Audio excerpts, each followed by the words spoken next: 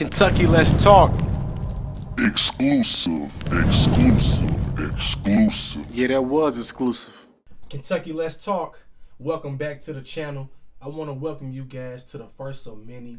This is going to be an exclusive interview with the big homie, with the legend, K-State. Now, if you don't know who K-State is, we're finna tell you all about him, man. He been putting it down for KY Music for a very long time, man. He's one of those artists that when I was coming up, wanting to be an entrepreneur, he was one of the people that I looked up to. So K-State, man, I want to say welcome to Kentucky Let's Talk. Appreciate you for coming and rocking with us. Now, the first question I got for you, man, I want to get into your early beginnings, man. Okay. So for the people who's tuning in, what part of Kentucky are you from? I'm from East Lexington, 210B McCracken, Bluegrass, Ashmondale housing.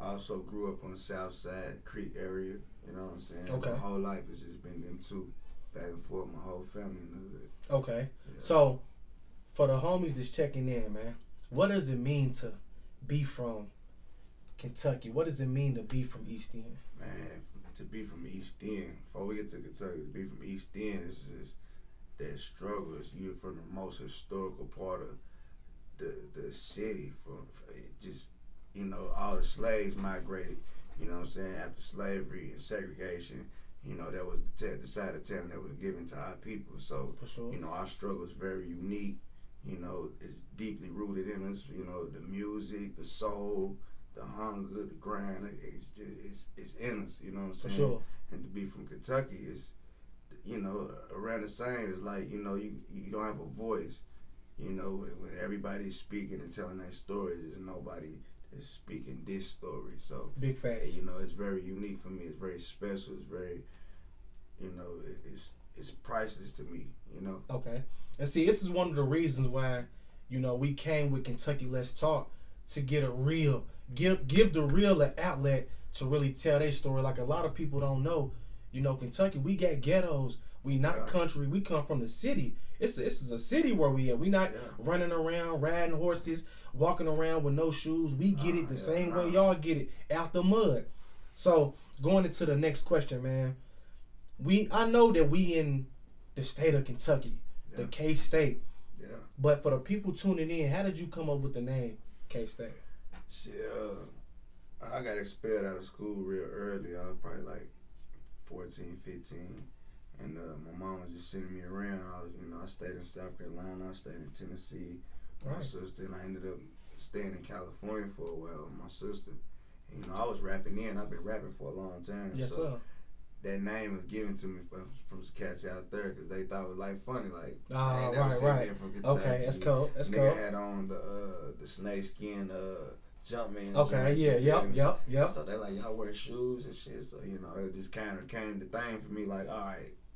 Okay. If you ain't never seen a nigga from Kentucky, that's me. That's cool. You know that every time you hear my name. That's cool. You know and like I said, I can vouch for that because, you know, when I moved to Detroit, bro, they kind of gave me like the same, like everybody's called me Kentucky. Yeah. So I don't know if y'all ever been around people that come from other states growing up, but instead of people just calling you by your name, they gonna call you where you from. Yeah, you know what I'm saying? Exactly. So, what made you want to become a rapper, man? You know, how was K-State born?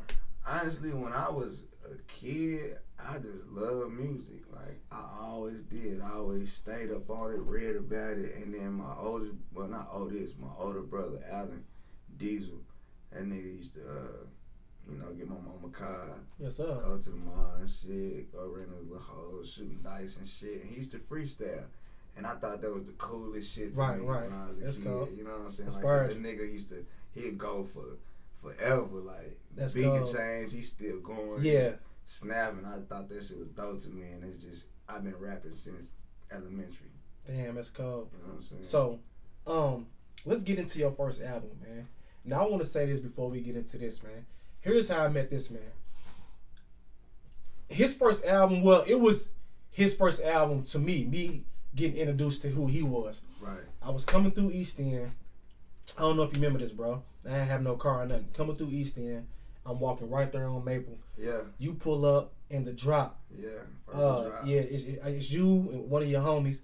And I look over and I see you slinging your CDs. And I'm like, you know, what you got going on? You know, it's the CD that I got. Yeah. I remember buying the CD. Yeah. And I remember, bro, putting that CD in, loving that CD. I'm talking about, to me, that's one of the coldest CDs to ever come out of Kentucky. I really appreciate like straight up though. So what I want to ask you is, how did you come up with that album, bro? Like what made you want to drop that album? Well, to me, it's like, I heard, I think it was Bump J from Chicago say some shit like, your first album is like your baby, you know what I'm saying? It's everything before now. Yes, sir. You know what I'm saying? So I really wanted people to know who I was and what I came from.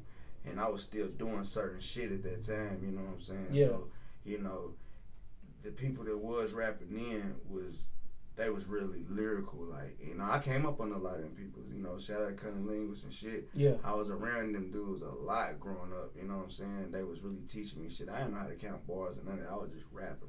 Yes, sir, yep. You know what I'm saying? So it was just like, I want to put my experience into it because it wasn't nobody here rapping really street. You know what I'm saying? It was really from it. You know what I'm saying? Yes, sir. Yes, sir. I'm in the projects every day. Every day, yeah. So it was like, man, I just want to tell this story. Like, the first song was Gone. Okay. I didn't want to title the intro, but it was like, I want to start this off letting y'all know where the fuck I'm from. For sure. What I'm about. Yep.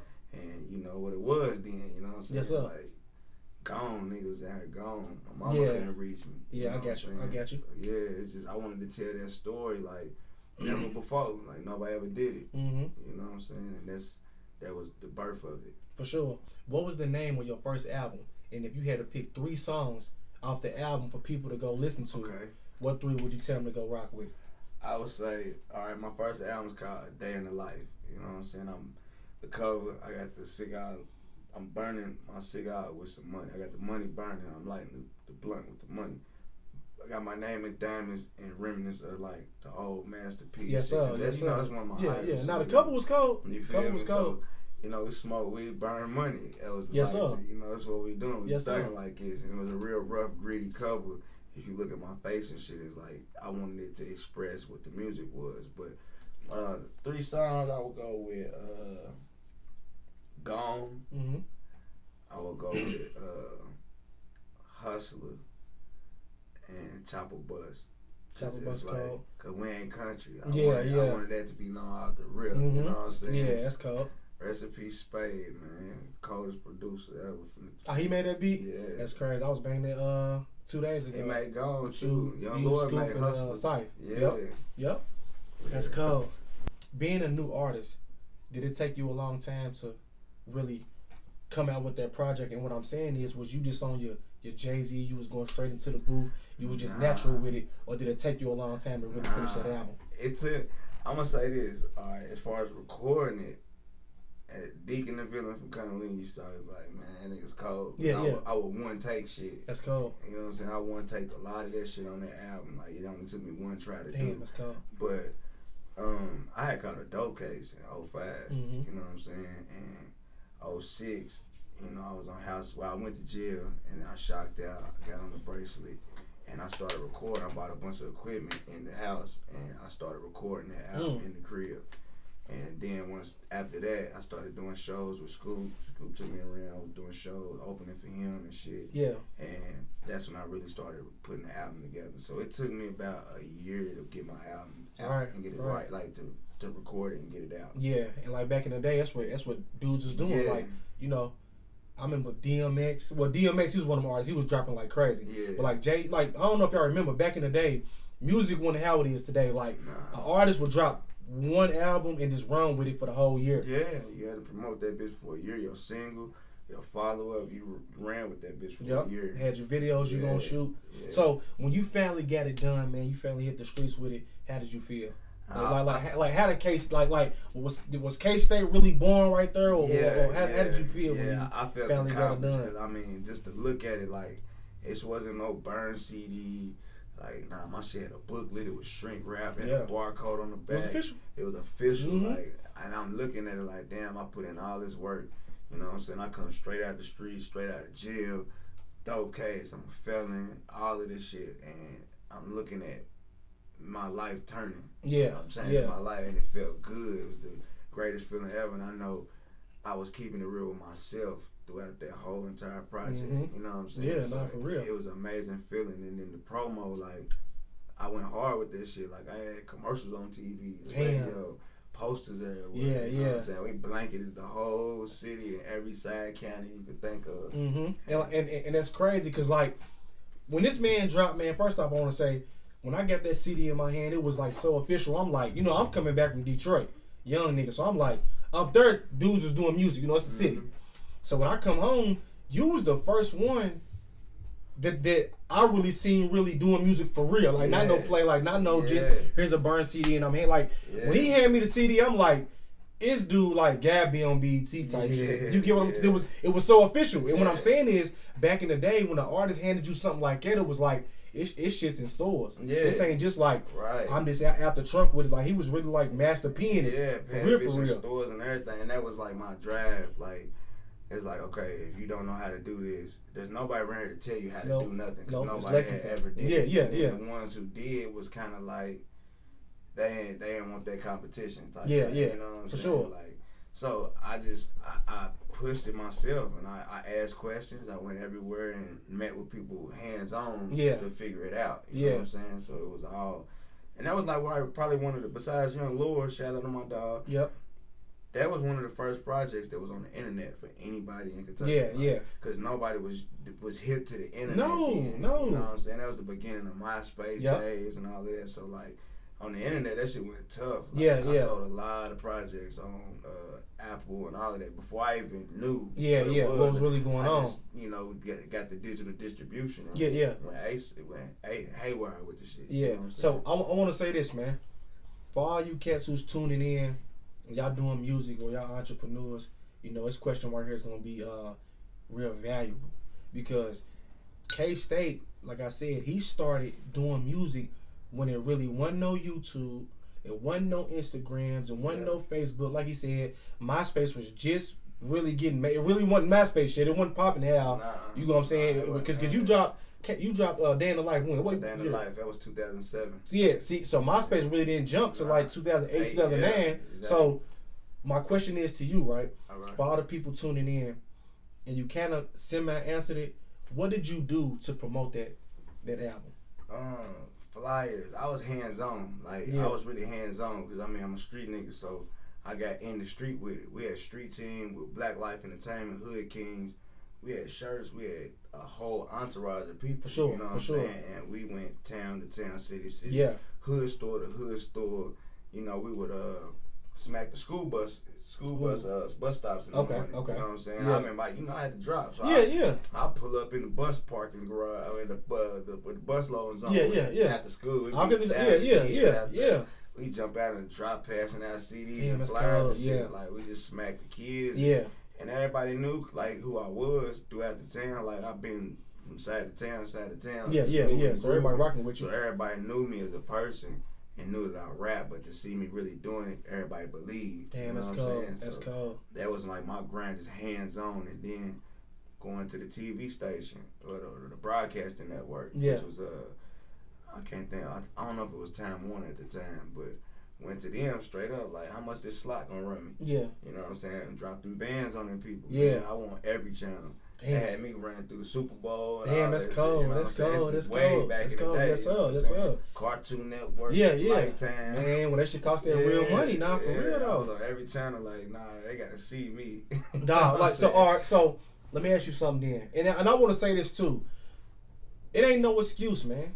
This man dropped when it was the hardest to drop. Like, cost some real money. Like today, you can anybody can be a rapper. You can do a song, put it on SoundCloud, you a rapper. Nah, back in the day, it was a select few, bro. It wasn't no everybody in the hood's rapping. It was you had to have that money to do it. Everybody wasn't a videographer. It wasn't really no videographer. No video. It was Tucky Wood Films. That was like the only videographers in the whole shit. Yeah. And it took us time. It took us time to actually link with them, but when we did, we took advantage of it. Shout out to ESGC, you know. They put us on to them. So that's cool. That's cool. Bucky, that's my nigga. Right. So after all that promo, right? If you had to put a number on it, how many copies do you think you sold? I'm talking about digital too. Out the street. Master P. And that year, I know easy over 10,000 copies. 10,000, yes sir. And then digital, shit, well over that. I just checked some shit the other day. And I Need a Diamond still streaming. I just streamed 9,000 copies of that. Damn, just that's one cold. song. I That's Need a Diamond off that album. Yeah. From 13 years ago. Yeah, that's You know cold. what I'm saying? That's like, cold. Yes, sir. Yeah, shit still doing numbers. Damn, that's cold. Yeah. Back in the day, I man. get checks randomly off of that Yeah. album still, bro. I swear to God. Damn, that's cold. So, and you said the producer on that album was who? Spade, myself, because I produced too. Oh, damn, see, I Yeah. didn't know that. I ain't really produced no major shit since Penitentiary Chances. We'll get to that. Yeah. But, Spade, Young Lord, myself, and Deacon the Villain. Damn, all in house type. Yeah. All in house. Yeah. Yeah, all that's the cold. city. All in the city, yeah. Well, for sure. Well, look, this is part 1. We're going to be right back with part 2. Make sure y'all tune in. Kentucky, let's talk. Kentucky, let's talk. Exclusive. Yeah, that was exclusive.